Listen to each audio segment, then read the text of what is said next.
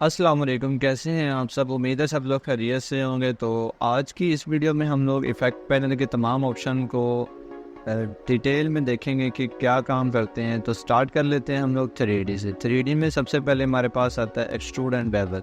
Like ये मेरे पास एक रेक्टेंगल है और ये एक मेरे पास टेक्स्ट है। और एक्सट्रूड एंड बेवल क्या करेगा, इनकी थिकनेस को बढ़ा देगा। टेक्स्ट और शेप को मैंने दोनों को सिलेक्ट कर लिया, इफेक्ट में गया, 3D में गया और एक्सट्रूड एंड बेवल को मैं जैसे क्लिक करूँगा तो देखें इनकी थिकनेस को ये बढ़ा रहा है, एक्सट्रूड कर रहा है। तो अगर आप इनकी एक्सट्रूड को बढ़ाना चाहते हैं, यहाँ से बढ़ा भी सकते हैं और कम भी कर सकते हैं। अब लाइक मैं यहाँ से बढ़ाता हूँ तो देखें इनकी थिकनेस कितनी ज़्यादा हो रही है। ठीक है, मोर ऑप्शन में अगर आप चले जाएँ तो इसकी लाइटिंग का कंट्रोल आपके पास यहाँ पे आ जाता है। लाइट को मैं मूव करता हूँ, ये छोटा सा जो आपको डॉट दिख रहा है यहाँ से आपने मूव करना है तो देखें लाइटिंग की पोजीशन चेंज हो जाएगी। आप इस बॉक्स से भी मूव कर सकते हैं। लाइक अगर आप इस बॉक्स को मूव करते हैं तो जो आपका 3D ऑब्जेक्ट होगा वो इस 3D बॉक्स के साथ रोटेट, जिस तरह आपको ये 3D बॉक्स दिख रहा है उसी तरह आपको आपका टेक्स्ट यहाँ पे दिखेगा। तो एक्सट्रूड एंड बेवल में इतना ही है। और अगर आप इसको ओके करते हैं तो ये आपका टेक्स्ट जो है फाइनल हो जाएगा। मैं इसको फाइनल खैर नहीं करने वाला। उसके बाद हमारे पास 3D में जो आता है वो रिवॉल्व है।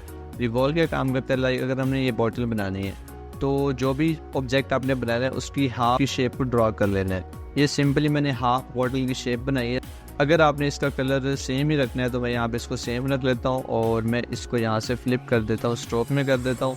स्ट्रोक में करने के बाद मैं इसके पॉइंट्स को बढ़ा देता हूँ और मैं इसको सिलेक्ट करके 3D में जाऊँगा। इफेक्ट के पैनल में 3D में जाके उसके बाद मैं रिवॉल्व जैसे ही करूँगा तो देखें आपकी जो हाफ शेप थी वो एक बॉटल में कन्वर्ट हो चुकी है। फर्स्ट नंबर पे हमारे पास इसका व्यू आ जाता है। आप कहाँ से देखना चाहते हैं, front, back, left, right, top, bottom. ठीक है, और इस बॉक्स को आप अगर मूव करते हैं तो देखें आपकी बॉटल भी साथ ही मूव होगी। हमारे पास आ जाता है ऑफसेट।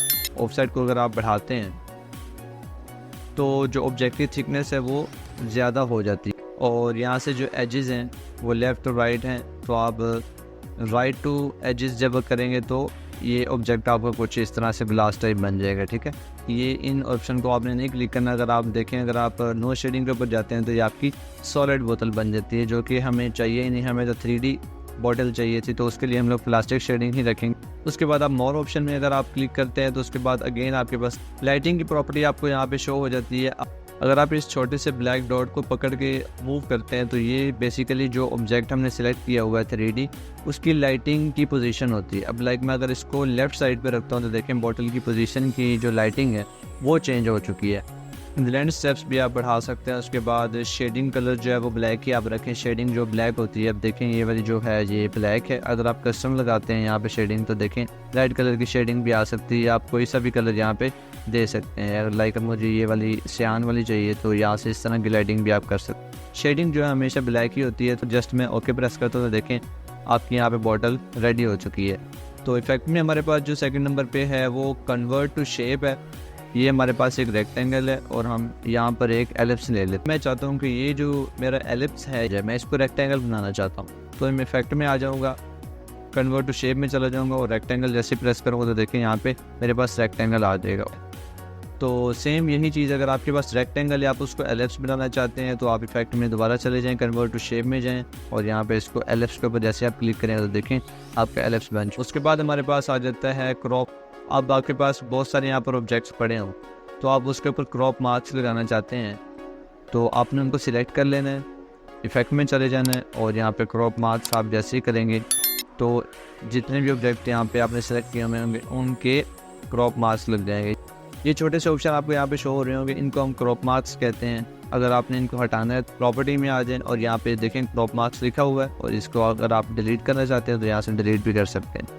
उसके बाद हमारे पास आता है डिस्ट्रॉय ट्रांसफॉर्म। ये भी वेक्टर शेप्स के ऊपर ही काम करता है। अब देखें लाइक मेरे पास यहाँ पे कोई सी भी एक शेप हो, लाइक मैं यहाँ से रेक्टेंगल ले लेता हूँ और यहाँ पे मैं इफेक्ट में चला जाता हूँ।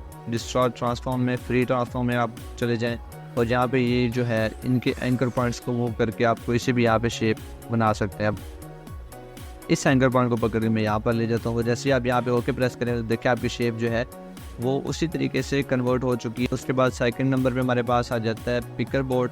पिकर बोर्ड आप जैसे ही क्लिक करते हैं इसको आप अगर बढ़ाते हैं तो देखें कुछ फ्लावर टाइप आपके यहाँ पे शेप बन जाती है। उसके बाद हमारे पास जो ऑप्शन है वो हैंड जो है वो शेप्स को यहाँ पे कुछ इस तरह की शेप अगर आपको चाहिए तो आप इस ऑप्शन का इस्तेमाल कर सकते हैं। ट्रांसफॉर्म में अगर हम जाएंगे तो यहाँ से आप इसके ट्रांसफॉर्म को हम चेंज कर सकते हैं। हॉरिजॉन्टली आपको कितना चाहिए, वर्टिकली आपको यहाँ से कितना चाहिए, तो यहाँ पे भी आप डिसाइड कर सकते हैं। अगर आपको पिक्सल पता है तो आप पिक्सल में भी यहाँ पे लिख सकते हैं। उसके बाद हमारे पास आ जाता है ट्वीक ऑप्शन जो है वो कुछ इस तरह से, जो आपकी सिंपल शेप होती है उसको कुछ इस तरह से कन्वर्ट कर देते हैं और आप इसकी प्रॉपर्टी को यहाँ से भी चेंज कर सकते हैं, हॉरिजॉन्टली भी और वर्टिकली भी आप इसको चेंज कर सकते हैं। ठीक है, नेक्स्ट ऑप्शन हम देख लेते हैं ट्विस्ट का। ट्विस्ट भी इसी तरीके से काम करता है। अगर आप एंगल को बढ़ाते हैं यहाँ से तो देखें कुछ इस तरह से आपकी शेप को ये डिस्टर्ब करता है और वहाँ पे प्रीव्यू नहीं दे रहा था, जिसकी वजह से हमने इसको ओके किया तो फिर इसने प्रीव्यू दिया। नेक्स्ट ऑप्शन में हमारे पास जिगजैग है। जिगजैग जो है जिगजैग बना देता है। तो ये था हमारा डिस्टॉर्ट ट्रांसफॉर्म, ये कंप्लीट हो चुका है। उसके बाद हमारे पास आता है पाथ, ऑफसेट पाथ, और ये पाथ जो है मैंने आपको ऑब्जेक्ट के पैनल में बताई हुई है। यहाँ पे अगर आप पाथ में आ जाए तो ये देखें आउटलाइन, स्ट्रोक, ऑफ, यही दो ऑप्शन वहीं पर आ रहे हैं। तो ये हमने देखे हुए हैं तो हम इनको दोबारा से नहीं देखेंगे। तो देखें ऑफसेट पाथ आ रहा है और आउटलाइन ऑब्जेक्ट या आउटलाइन स्ट्रोक सेम ही है। तो नेक्स्ट ऑप्शन जो है उसको देखते हैं हम। उसके बाद आता है हमारे पास पाथ फाइंडर। पाथ फाइंडर जो है मैं यहाँ पर ऑप्शन वाइज आपको नहीं बताऊँगा, इसका एक प्रॉपर टूल है यहाँ पे, उसको हम बाहर निकाल देते हैं। यहाँ पे आप ढूंढेंगे, विंडो में आ जाएंगे, उसके बाद आप चले जाएंगे पाथ फाइंडर में। पाथ फाइंडर आपको यहाँ पर मिल जाएगा। इसकी शॉर्टकट की शिफ्ट कंट्रोल F9 है। तो आप इसके ऊपर जैसे ही क्लिक करेंगे तो आपके पास यहाँ पे पाथ फाइंडर यहाँ पे आ जाएगा। अब पाथ फाइंडर को समझने के लिए हमारे पास दो ऑब्जेक्ट यहाँ पे होने चाहिए। तो मैं इसकी कॉपी कर लेता हूँ आर्ट से। तो ये हमारे पास दो बॉक्स आ चुके हैं। अब देख सकते हैं इसका कलर मैं कोई और कर देता हूँ यहाँ पे। तो यहाँ पे अगर मैं दोनों को सिलेक्ट करता हूँ और यहाँ से मैं इसको कर देता हूँ यूनिट कर देता हूँ, तो जैसे मैं यूनिट के ऊपर प्रेस करूँगा तो ये एक ही शेप बन जाएगी। ठीक है, तो ये था हमारा फर्स्ट ऑप्शन पाथ फाइंडर। ये जो है शेप्स को कंबाइन कर देता है, एक शेप बना देता है। ठीक है, उसके बाद सेकंड नंबर पे जो हमारा ऑप्शन है वो इसके आप आइकन से ही अंदाज़ा लगा सकते हैं कि आपके ये वाले नीचे वाले ऑब्जेक्ट को ये ख़त्म कर देगा।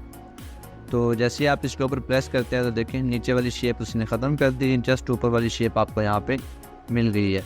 कंट्रोल Z प्रेस करता हूँ और उसके बाद जो हमारे पास थर्ड नंबर पे ऑप्शन है वो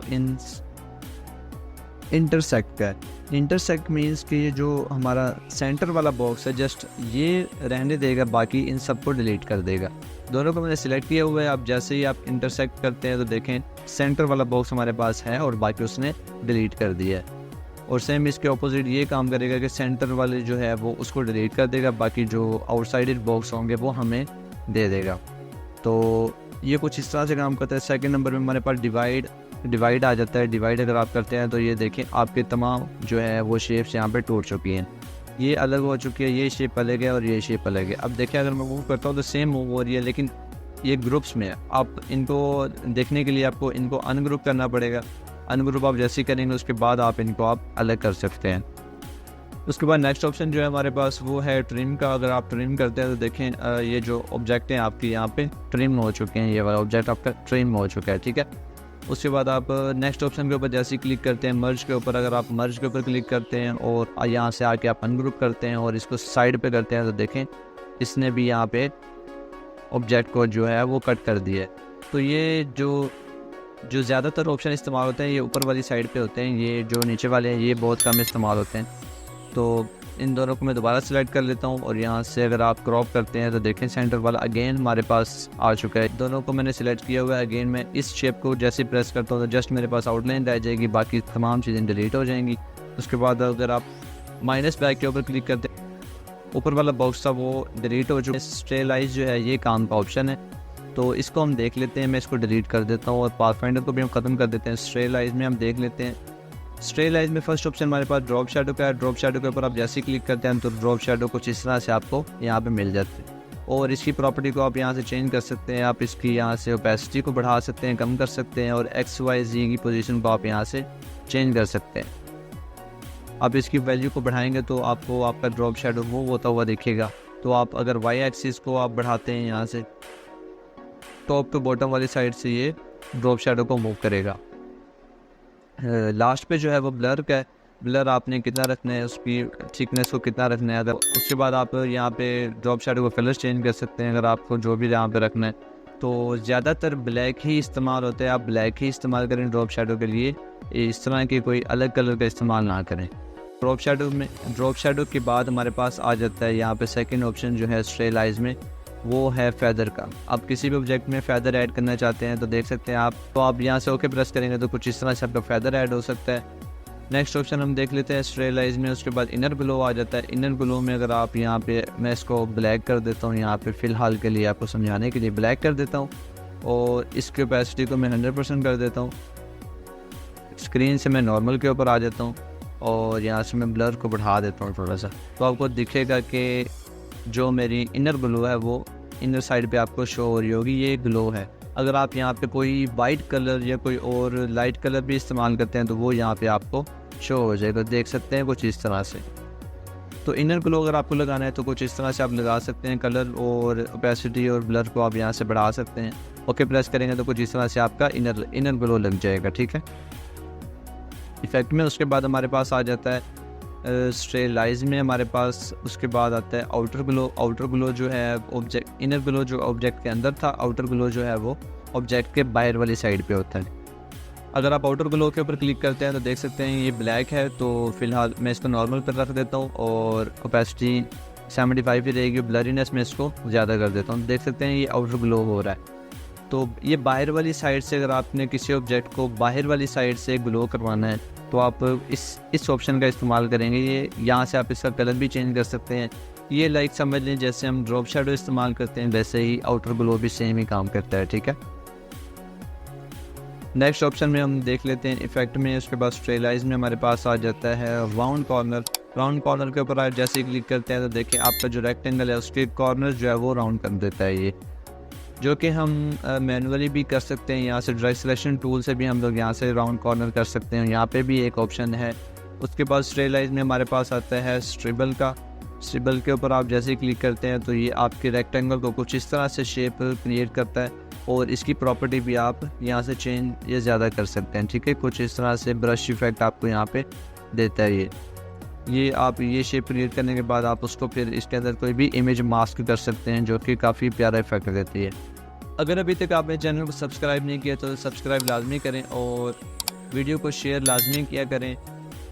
आज की क्लास के लिए बस इतना ही, मिलते हैं किसी नेक्स्ट वीडियो में।